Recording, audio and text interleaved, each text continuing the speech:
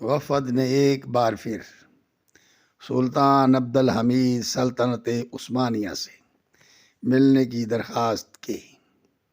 وفد کی جانب سے بتایا گیا کہ اس مقام پر کئی قیمتی خزانے موجود ہیں جس سے ہمیں کوئی سروکار نہیں، ہمیں صرف ایک ایسی قبر تک رسائی چاہیے جو وہاں موجود ہے۔ وہ قبر دراصل میڈوسا کی تھی۔ میڈوسا کو ایک ہی ممی کی صورت میں اس مقام میں محفوظ رکھا ہوا تھا۔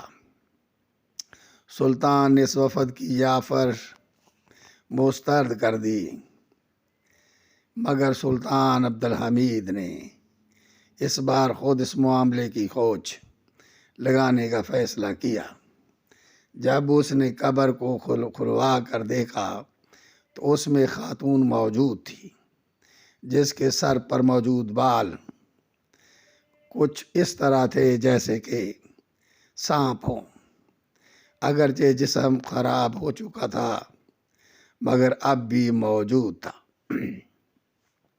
سلطان نے اس قبر کو بند کر کے صحافیوں کے سامنے پیش کیا اور منطق کے طور پر کہا کہ اگر اس قبر کو کھولیں گے تو اندر موجود جو بھی چیز ہے وہ خراب ہو جائے گی، اور ہم نہیں چاہیں گے کہ تاریخی ورثہ خراب ہو۔